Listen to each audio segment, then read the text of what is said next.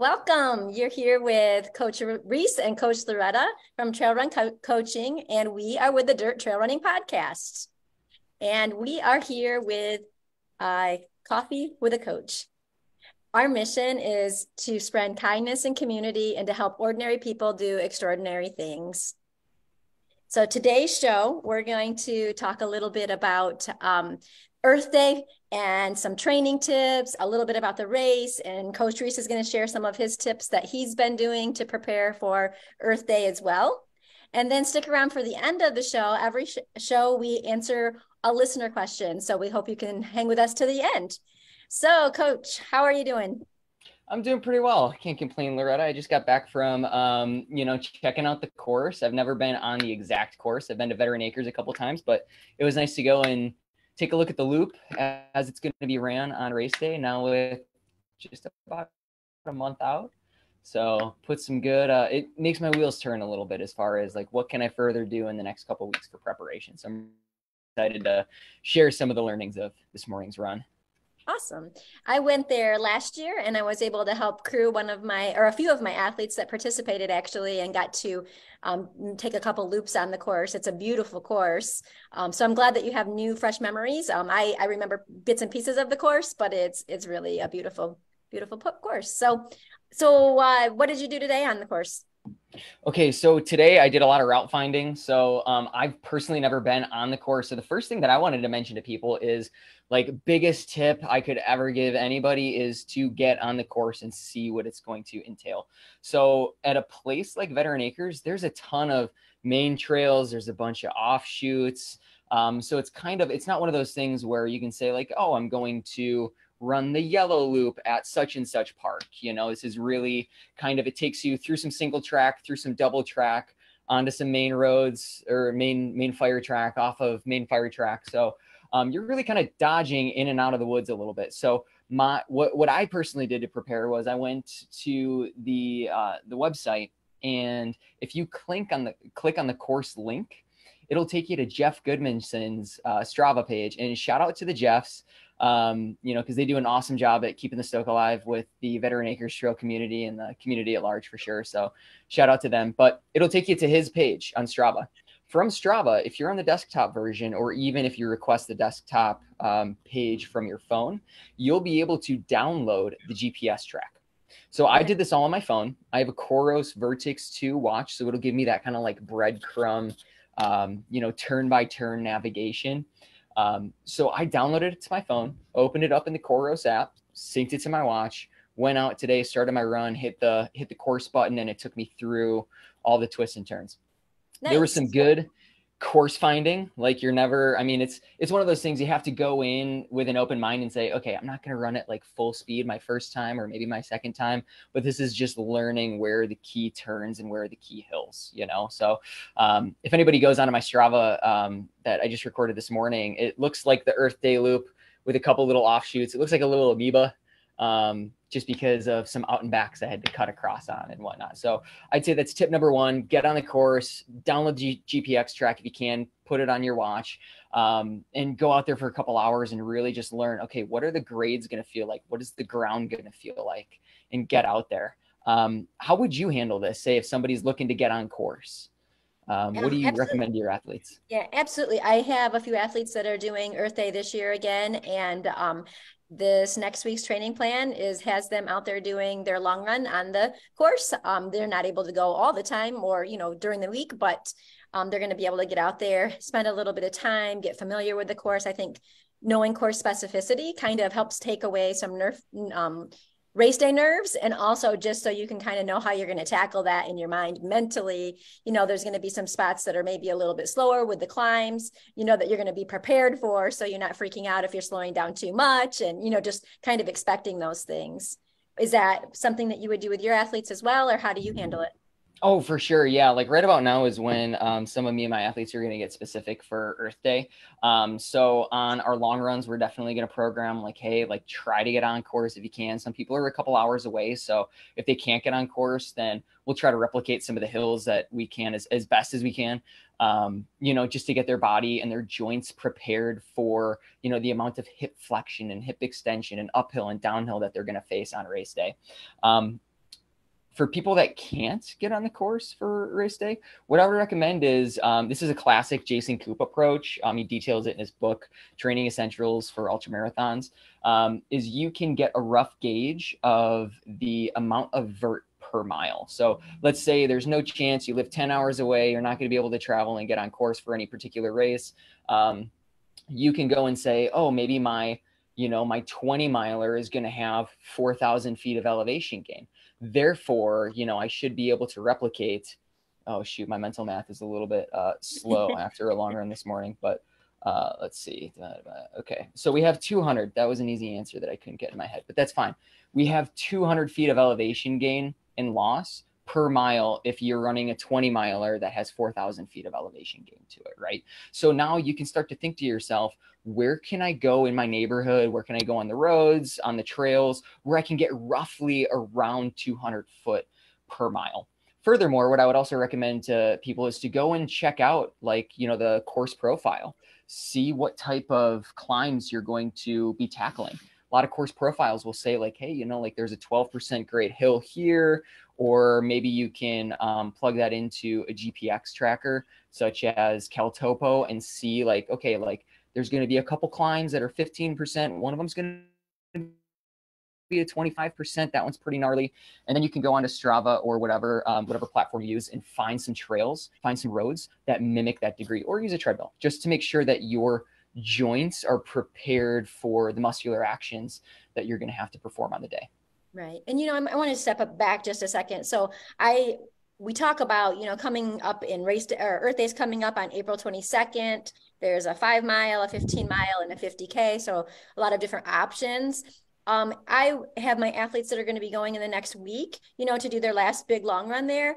But we have been working on specificity for a while. Just like you said, many times we pick a race that we're not able to actually try the course ahead of time, right? So that's okay. We can still look at the information. We can still train the best we can at home, right? Trying to get on some trails. So we're getting used to that. Doing agility drills to also get your body ready for the movement on the trail and help with your balance.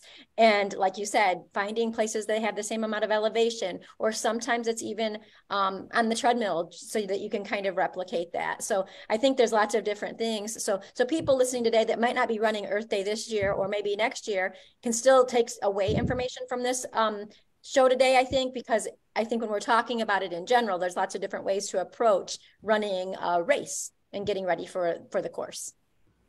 Yep. And to go along the theme of backing it up too, I think it goes to mention that by this point, by this date in training, being about a month away from Earth Day, really all you can do is get maybe 1 or 2 more long runs in that are going to help build fitness. The other ones are just going to be to practice some of your fueling, your hydration, or getting on the course. So I think right now it's important to say that, your fitness should have been developed over the past, 3 months or so. So with a lot of my athletes, we go through the year and we work on speed. We work on maybe starting to build up some long runs for these races that are coming up in spring, late spring, beginning of summer. So hopefully by this point, people have already kind of built up their long run a little bit, whatever that means for them. Your longest runs should be within the next week or so, maybe. And then we should start to taper down a little bit, depending on where you are in training, of course.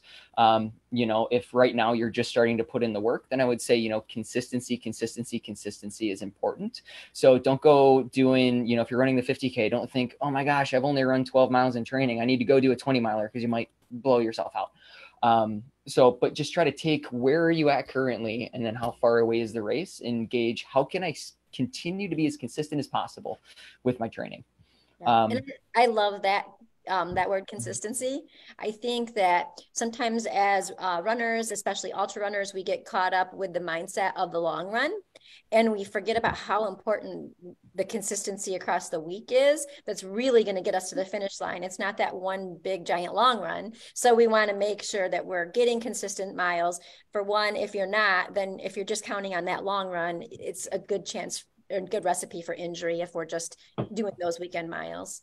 Exactly. So to summarize, if you haven't been building up through the winter, don't worry, just don't let it stress you out so that you go out and make, a poor judgment and error and end up pulling something or putting in like a race day effort a couple weeks out, because then you're just gonna, have nothing left in the tank on the day. So if you've built up to this point, awesome, congratulations, we're welcome you're here, or we're happy you're here. But if you haven't, don't worry, just remain consistent. It's okay.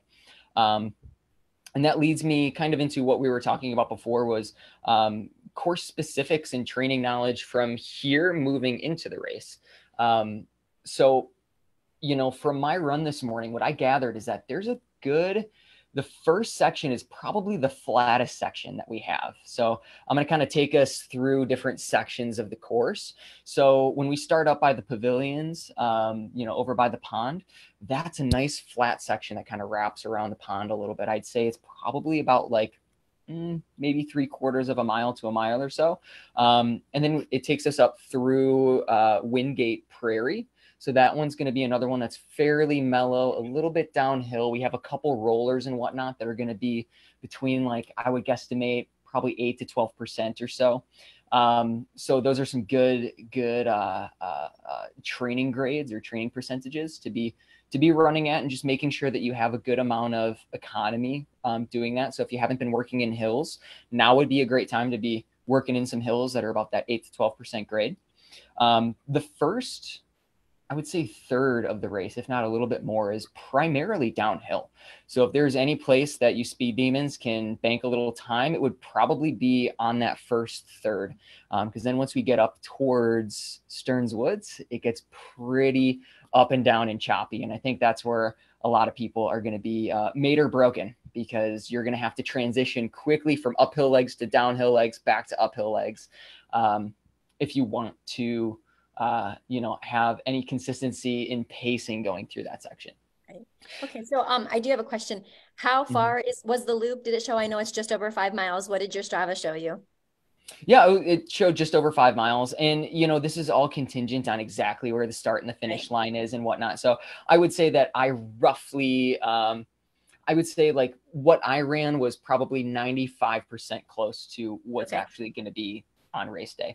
The critical sections are going to be, some of the bigger climbs that come afterwards, in my opinion. So once we get to, like, you kind of make this counterclockwise loop that ends up at leg bone. And I think leg bone, if it's a dry day, that's probably going to be nice and fast, because it's a pretty shaded, pretty covered area. So you're not going to have too much heat exposure. The only problem is that going in and coming out of leg bone, if it's wet, it's going to be muddy and it's going to be treacherous, as it was this morning. So I guess that's good practice in case we get wet conditions. Coming out of leg bone, you kind of go up a main section of the course that transitions over towards where I believe the top of the hill is called Costa Rica Hill. It's kind of like an overlook. If anybody knows that area, it's an overlook. I believe it's one of the highest points in the county. So it has a pretty scenic overlook. I think right about there is going to be the crux of the race, because it's pretty much from leg bone to the top of Costa Rica. You're looking at maybe like 3/4 of a mile, just slow, steady grind at like 6% until you get to the end. So it's frustrating enough to make you feel like you should be going faster. So you just got to remember in your head, like, hey, I'm going up a hill. It's not a super steep and punchy hill like I'm about to encounter, but now is not the time to really gas it hard, because you're going to have some really punchy rollers coming up afterwards.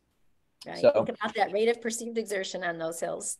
Exactly. Yeah. That's all that was going through my mind was, on the mellow uphills, try not to gas it too hard, stay a little bit on the accelerator, but just know that, like, hey, if you show up with good quads and you do some good hill training and kind of season your quads a little bit, like the downhills, I think, especially in the first third of the race, the downhills, you can really make up some time for the back half. After you get to the top of Costa Rica, that scenic overlook, then you start to make your way down. It's another gradual downhill with a couple rollers. There's a couple points where you're probably at like a -20 degree incline or so. So making sure that you either have solid footing for those. They're not too long. They're only, a couple steps or so, but those are definitely places that, speed demons are going to want to trash down really fast. And I think those are spots that are going to hammer people's legs, even though they're not too long in duration. After that, you go up a main road and you're going up probably about like another 8% climb or so. You hit some more rollers, and then by the end of the race, you're pretty much going downhill and then hitting more rollers. So long story short, like the race is going to be either really punchy on the hills over by Stearns Woods, or you're going to have to click into that solid rhythm going up and going downhill for sure. So those are the course specifics that I would train for. Me training myself, I'm going to definitely focus more on quick, hard uphill accelerations. Just so that way I can get my body accustomed to kind of juicing up a hill pretty quick and then being able to recover while I'm going downhill. Of course, my goals are different than other people's goals. So the moral of the story is try to find what your weakness is. And especially if you can get on course, this is going to be huge. Find out what your weakness is and try to train those weaknesses while still maintaining your strengths. For me, I know my downhill legs and my flat legs are going to be pretty nice coming off of a half marathon block I've been training at. So I'm not going to train too much more speed, but I'm definitely going to train those quick, brief, short uphills and those quick, brief, short downhills, because those are really what are going to take out my legs. Right. Nice. And hopefully you've already been training some of those weaknesses earlier in your training to get ready for this race. But if you haven't, now's the time to give you a little bit more. But wanted to talk about that. You gave a really nice description of the course. From what I remember, you start out and it's kind of a grassy section and it's a bit of a downhill, and then it narrows into a little bit more of a single track and kind of going across maybe a boardwalk type thing. What's your advice on races like that, where it's a little bit wider and then it funnels down? What is your rate? How do you tell your athletes to approach that? Yeah, this goes into racing strategy, because we can't really replicate this in training, right? We can't replicate people being near us, people being on our heels, people being right in front of us. I would recommend getting yourself to a place where you know that you can relax. For some people, that's being right next to other people and talking and having a good time, right? So that might be a little tricky for you when it narrows into single track and you can't really get next to your friend or be talking side by side with somebody. For me personally, I really don't like being around people when I'm running. So if I can be in no man's land, that's great, because if somebody's behind me, it makes me stress. If somebody's right in front of me, I feel like I have to catch them. I can't lock into my own RPE. So for me personally, what that strategy is going to look like is trying to gas a little bit harder on the front end, so that way I can get to a place where I'm somewhat alone. Maybe there's, somebody either is way up ahead of me or people are way back behind me. So I would tell people, think about how you usually run, how you like to run, how you run your best, and try to strategize those sections. And again, that's where getting on the course is huge, because, it does start off grassy, it narrows in a little bit, but then it does get a little bit wider once you get up to the top of the path after the steps from the pond. So, you don't really have to stress too hard if you're on the boardwalk and you're behind people and you're like, man, I feel like I can pass these people, So, yeah, at the end of the day, knowing the course is going to be huge, and just knowing where you can pass and where you just need to settle in, hone your efforts. So that way, when it does get a little bit more clear, you can make your moves. Right. Okay. Yeah. I mean, I'm kind of the same way as you. I like to kind of get out on those races like that are going to narrow, just to get out of traffic a little bit, because I don't really like to be bunched in with people and trying to get around, so I feel better going out a little faster and then settling in. So I think I remember, but maybe I'm wrong, because I've only seen this course once. Is there a set of stairs after you get around that boardwalk? Yes, there's a set of stairs. So my best estimates would be there's probably like 40 to 50 stairs that lead up. So I don't think that is going to be a super cruxy point. I think that those stairs will definitely trash out legs towards the later of a race for sure, but they're super brief, so they don't last too long. Yeah, once you get off of the stairs, you still continue to go uphill just slightly before you hit the hit there are these big wooden arches. So you're still going uphill a little bit, but those are the only stairs on course. And I do have to mention too, for anybody wondering, there is only one brief paved trail crossing. So I would say that the course is like 99.8% trail. So for those people wondering, am I going to have to pound my legs on pavement after 20 plus miles? The answer is maybe for 1 or 2 steps per loop. So nice. And what I remember about the race is because it's a looped course, one of the convenience of it is that there's our aid station as you come down the hill and go back into the woods. So you're able to think about that for your fueling. How would you suggest kind of approaching fueling, knowing that you have that 5 miles and you have that aid available? Would you be carrying a lot of stuff? Would you be wearing a vest? Would you be doing handheld? What kind of things would you think about? So the way that I coach my athletes is to ask them, per your goals, how long is it going to take you to run around a loop? Because that's going to look different for everybody, right? So say if you're going to be running the loop in an hour, that's going to look a lot different than somebody who's running it in 40 or 50 minutes or even an hour and a half or 2 hours, right? So I like to think about the time piece because our body doesn't view caloric intake or hydration in miles. It views it more in time and in effort, right? So if you're somebody who's going to be doing a loop and you're estimating, you know what, I feel like I can get a loop in every hour and a half or so. Well, then, if you're taking in, hopefully around 200 to 300 calories an hour, again, that's kind of individual for everybody, but let's use that as a template. If you're going to be taking in about 200 calories per hour, well, then you should have about 300 calories on you each loop. So I would ask them, how do you want to race then? What kind of gear are you going to be using? If somebody's going to be loading up a pack with a hydration bladder and they're going to be able to carry all their calories on them, I would say, you know what? Carry as much as you can comfortably carry without feeling like it's slowing you down. That way you don't have to spend quite as much time at the aid stations. You don't have to worry about them quite as much. Of course, that comes down to people's goals. Like if your goal is not to hit a specific time, but is to go out, have fun, put in a solid effort, maybe you don't think about it that hard. Maybe you carry just some spare calories and you try to refill at the aid stations. A huge part of these ultra runs is, hanging out at the aid stations between loops or on the course. So if you're looking forward to that, I would never tell somebody like you have to be blazing through them and not making any eye contact as you start your next loop, So think about your strategy, think about how long it's going to be taking you, and then plan accordingly.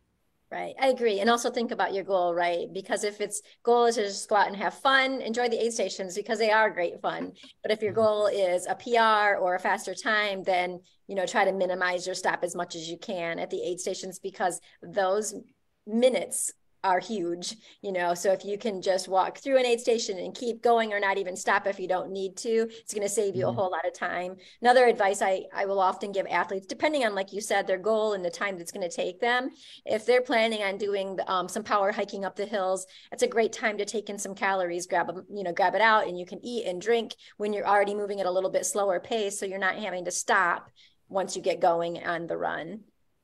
Exactly. And I do have to commend Michelle, all the volunteers. We talked a lot about getting on course, but even if you don't get on course before the race, it's an OMR race. So it's going to be expertly marked. You're not going to have a problem finding which way to go. There's going to be people at every turn ushering you one way or another. And with the aid stations too, they always have the best food. They always have the best people, the best music. So I don't blame anybody for wanting to stop and kind of soak it all in. But if you wanted to hit a particular time and let's say you're doing the 50K, you're going to be doing 6 loops. So let's say, that okay, my goal is 5 hours and I plan on stopping for 10 minutes every loop.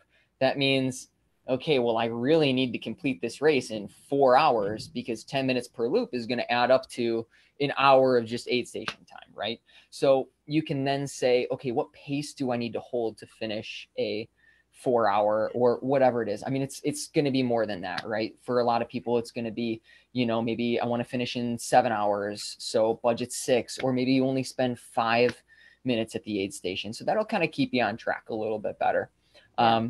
I would also recommend if people are looking to set up splits as far as like where they want to be every loop, I wouldn't necessarily trust your GPS tracker. Of course, with trees and with glitches just from being outside for such a long time, you can get wildly different elevation data and distance data from everybody's watch out there, right? So what I would recommend is, that they count it as a 5.2-mile loop.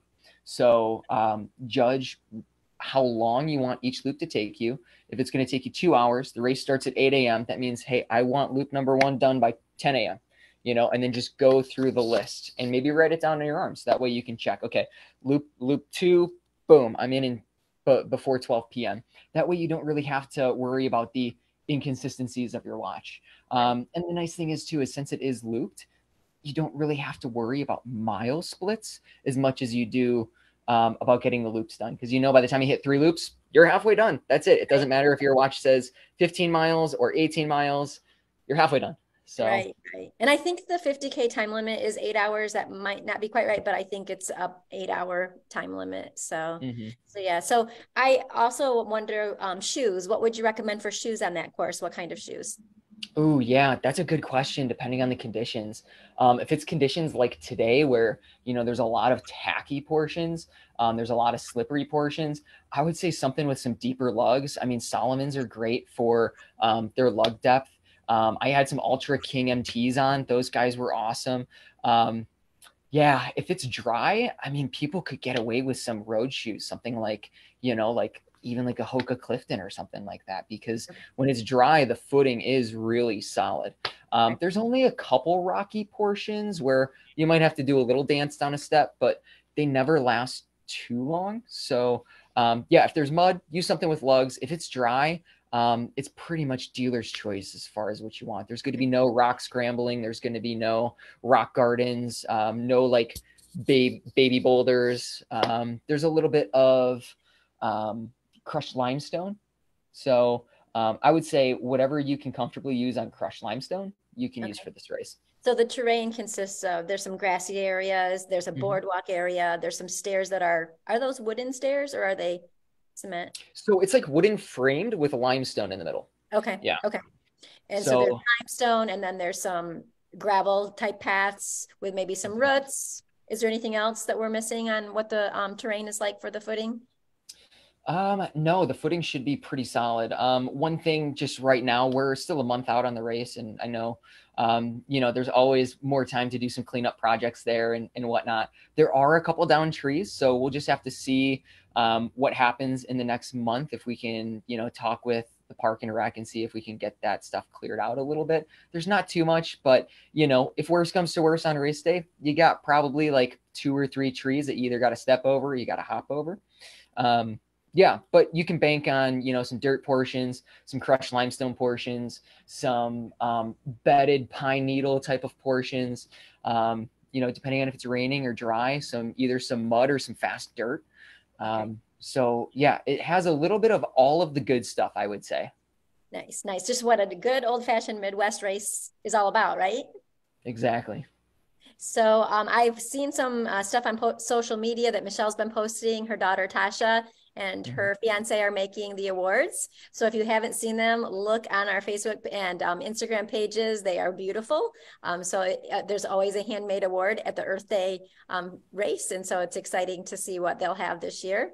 Last year, I do remember Royal cooking, I believe, hot dogs on the grill. It was quite a celebration, and some great music was on. It was a fun day. Yeah, absolutely. I'm really looking forward to it. And, the weather out here is, today was a 40-degree day, but at least we're consistently like in the 40s and 50s now. So if it's a dry day out, it's going to be really nice racing conditions. Might get a little bit hotter towards the afternoon, depending on if we're like in a heat cycle or a cold cycle, but it's beautiful time of the year here for sure. Nice. And one of the things I like about looped courses is that you can dress in layers. And as you come around, if you're dressed a little too warm, it's easy to drop those layers. I always kind of like to go in with the rule of thumb is I want to be a little bit cold at the start of the race because I know I'm going to heat up. Do you have any kind of strategy you use as far as dressing on race day? Yeah, absolutely. Just doing, and shout out to the Hill Striders. This past weekend, my girlfriend and I just did the Cary half marathon. and it was fantastic. It was 20 degrees at the start, so it was brutal conditions. It was pretty windy, but a lot of people had something to say about the fact that I was wearing a t-shirt, some long like socks that I cut off at the foot to have some like arm sleeves, and then just some tights. But if you can think about how hard you're going to be going, then you can kind of gauge more for the weather. Absolutely. So I'm always a fan of dressing cold for sure, just because by the time you get out there and you're actually moving, like, man, it's nothing's worse than being really sweaty and then taking a layer off and then having like the crisp air just like evaporate that sweat. Oh, it's so clammy and gross. Yeah, it Yeah. is. So, but the wonderful thing, like you said too, is, you can plan somewhat accordingly for those loops. You're never going to be super far away from a bathroom. You're going to kind of know where everything's at. So if worst comes to worst and you got to stuff something in your pack, you can just take it out and throw it. If you have some family on the course cheering you on, you can throw it at them. I don't think there's any very strict rules as far as like what you can drop or what you can take from the aid station and whatnot. So I'm going to set out a couple bottles and just grab my own bottles from the aid station as I go through. Yeah, I was going to say last year when I was there helping some of my athletes, I had them have their bottles ready to go, or I knew where they were. And so I was getting their bottles ready. And as they ran through, I was able to hand it to them quickly so that they didn't have to wait around, to get their product. So that worked pretty well for them too. Absolutely. So yeah. So I did get a chance to look up the records just in case anybody's wondering. The 50K course record for females is 4 hours, 20 minutes, and 30 seconds. And the male 50K record is 3 hours, 43:46. So that's kind of fun. So maybe somebody's out there shooting for a course record, perhaps Reese. Yeah, that's so my goal. Am I calling you out here on social on the podcast? Yeah, well, like I like to be very transparent about my goals. So, because that's going to alter your training, right? So, goal number one, as always, is going to be give as much as the day can give me, or get as much as the day can give me, I should say. So, if I'm having a bad day, if I take a wrong turn, if my stomach goes sour, if I can muster everything that I can to make the most out of the day, then by all means, that's my pie in the sky type of goal, right? But beneath that is definitely playing the competition. I like to be a competitor. That's, I love to play the other people that are out there. And then goal number 3 is definitely to set a course record. So I'm shooting for the moon, and we'll see where it lands. But yeah, so that's, and I think I was looking at the course record too, and I don't know if is it 4 hours and 3 minutes? Because there was one for what I saw on the website through Ultra Sign Up was 4 hours, 20 minutes for females. Yeah. And 3 hours, 43 for male. Okay. Yeah. 3:43. Okay. Yep. Cool. Awesome. Yep. Yeah. That's what I was looking at too. So yep. we'll see how the day shakes out, but it should be super fun. There should be some great people there. I was checking out the Ultra Sign Up and saw some familiar names and whatnot. So the community is going to be great. It's going to be a celebration, and we're celebrating the earth, Right. So we all love it. We all enjoy it. And what better way to show it that we care for it than by going out and being a part of it. Absolutely. Well, we will be cheering you on, Reese, and we'll also be cheering everybody else on that's there, especially our OMR trail run coaching athletes, which I'm super excited for them, my athletes that I have competing, to go out there and have a great day. So people that are listening on the podcast, you can't really see what Reese has on today, but he has a beautiful Earth Day shirt and hat. I'm so jealous of his hat. It is has a little Earth Day on it. It's the new Earth Day logo. It's black with a little bit of green trim, and it's lightweight running hat. I need to get my hands on one because it seems really nice. Yep. Shout out to Michelle and Ornery Racing. Their gear is always cool. I really can't wait to see what the medals look like, or not the medals, the awards. And it's just going to add another dimension knowing that somebody created your award too. So I think that's a beautiful touch. Does definitely make it special. So I would like to move on to the next portion of our show, and that's answering a listener question. So as I said at the beginning, every show we like to answer one question from a listener. So for those of you that hung on, thank you so much. And Coach Reese has our question. All right. So our question is coming at us from Travis. Travis is a super rad dude. I personally coach him. He's out in Utah. He's absolutely killing it, taking a road trip this weekend. I'm super jealous. He's going to be getting to some good warm weather. So Travis asks, multi-question. What are your most favorite races? Anything you want to do but haven't done yet? He goes, I'd like to see some infamous trails like Zagama, Western States, Hard Rock, UTMB. So those are on his bucket list. Loretta, what is on yours? Wow, that's big. So one of my favorite races, so I'm going to take it a little ways different because I really like to compete in track and 24-hour events. Of course, I love the trail races too, but I kind of have this some big goals on track. So my favorite was running Desert Solstice. Love that event, and bucket list would be to get myself back there. This year, I'm looking at potentially 6 days in the Dome. And maybe going back to Brazos Bend. Last year I went and it wasn't the most wonderful experience for me because of the temperature, but I would really like to go back and give that course another shot. And then I'm also looking at Raven 24-hour in South Carolina, which would be in February. So that's kind of the plans I have along the way. And I may fill them in with, I've never myself raced a 50-mile or 100K. So maybe that's a little bit on my bucket list, is like, okay, let me find that event that I would like to do. So I've been looking for those too. How about you?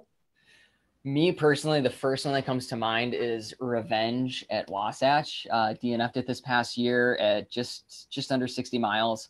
I'd love to go back and test myself again at that course now, knowing how altitude affects me personally.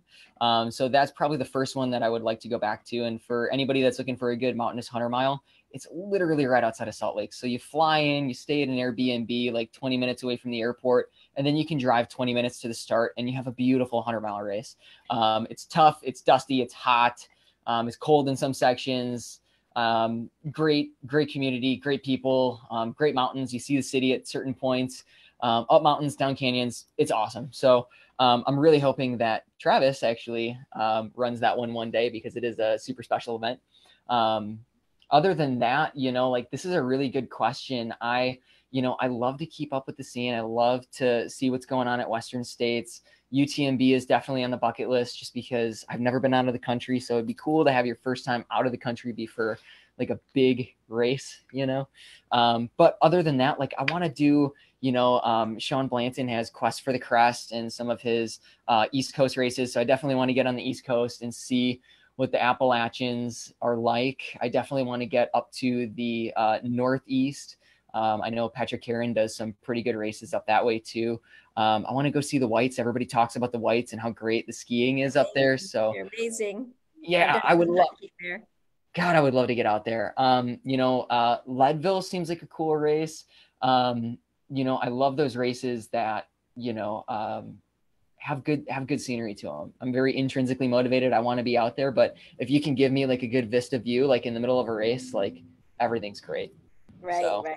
And while I haven't done a lot of those bigger trail races, I've coached a lot of athletes to them, and man, they have some beautiful experiences. Leadville, Silver Rush, some of the bigger races like that. It's fun to have people pick out different races and come to me and say, this is what I want to do. And I have someone currently training for Bigfoot.